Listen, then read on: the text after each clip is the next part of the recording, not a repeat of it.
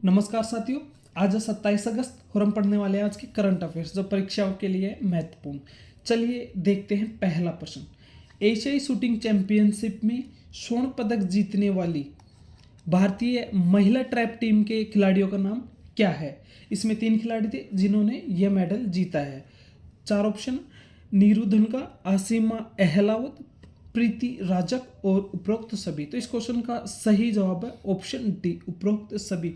नीरू धनका, आसिमा अहलावत और प्रीति राजक, इन तीनों ही खिलाड़ियों ने जो एशियाई शूटिंग चैंपियनशिप है कजाकिस्तान में आयोजित की जा रही है, इसमें स्वर्ण पदक जीता है। और अभी तक भारत ने सबसे ज़्यादा मेडल जीतकर भारत इसमें टॉप पर बना हुआ है। सबसे अधिक गोल्ड मेडल भारत ने जीते हैं और भारत इस श्रेणी में टॉप पर है। अब देखते हैं अगला प्रश्न।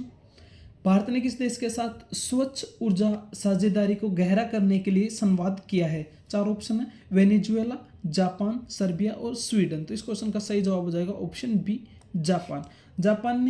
भारत ने जापान के साथ इस साझेदारी को गहरा किया। ये पहले से हुआ एक समझौता है, लेकिन इसको और आगे बढ़ाने के लिए और नज़दीकियाँ बढ़ाने के लिए भारत और जापान ने एक समिट, ऑनलाइन समिट आयोजित की थी जिसमें दोनों ही देशों के प्रतिनिधियों ने भाग लिया है। इसके अलावा ऑप्शन ए को देख लेते हैं, वेनेजुएला।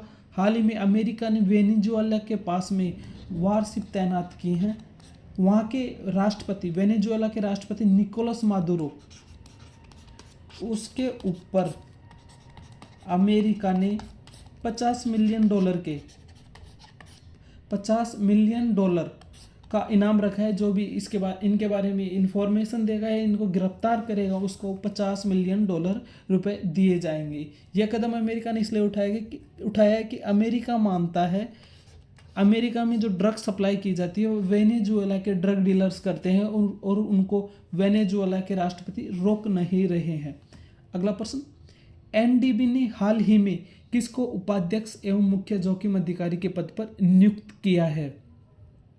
4 ऑप्शन है: विनय कुमार, संजय मल्होत्रा, राजीव रंजन, अजीत डोभाल। तो इस क्वेश्चन का सही जवाब हम देख सकते हैं ऑप्शन सी है, राजीव रंजन को हाल ही में उपाध्यक्ष एवं मुख्य जोखिम अधिकारी नियुक्त किया गया है। इसके अलावा देख लेते हैं विनय कुमार, ये रूस में भारत के राजदूत हैं इस समय। संजय मल्होत्रा आरबीआई के गवर्नर हैं।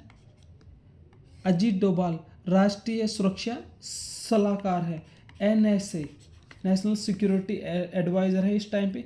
इनकी आयु लगभग 80 वर्ष है। अगला प्रश्न साथियों। आईसीआरए रेटिंग एजेंसी के अनुसार फाइनेंशियल ईयर 2006 में भारतीय उद्योगों की राजस्व बढ़ोतरी दर कितनी रहने वाली है? 4 ऑप्शन हमारे सामने हैं: 5 से 3%, 5 से 4%, 5 से 5% या 5 या 6%। तो इस क्वेश्चन का सही जवाब हो जाएगा ऑप्शन डी, 5 या 6% रहने वाली है फाइनेंशियल ईयर 2026 में। ये सारे आंकड़े अमेरिका के द्वारा भारत के ऊपर जो टैरिफ लगाए जा रहे हैं उनके बीच में है।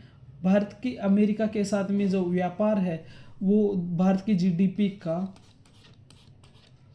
2% है। इसका मतलब यह है कि अमेरिका के साथ भारत का व्यापार प्रभावित तो होने वाला है, लेकिन इससे ज़्यादा फर्क नहीं पड़ेगा। इससे भारत की जीडीपी 0.4% या 0.8% तक गिरने की संभावना है जो अमेरिका के द्वारा भारत पर टैरिफ लगाए जाएंगे। अब आईसीआरए के बारे में देख लेते हैं। आईसीआरए मूडी भी एक रेटिंग एजेंसी है, उसी की एक सर्विस कंपनी है।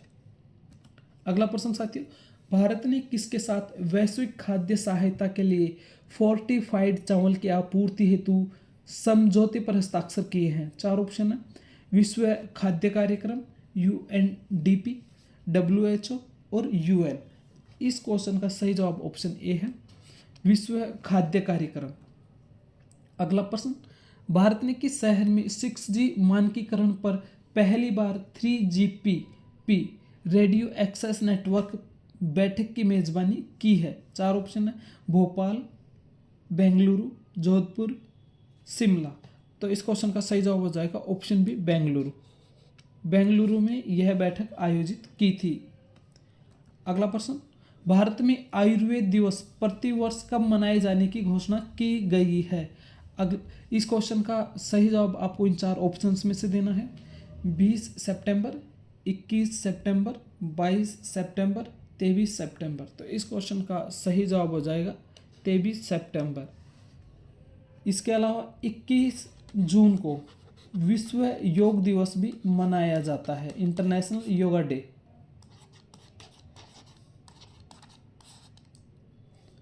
अगला प्रश्न साथियों, करंट अफेयर्स के सभी क्वेश्चंस हमने कवर कर लिए। इस चैनल को सब्सक्राइब कर ले और अपनी परीक्षा में महत्वपूर्ण तैयारी करते रहें।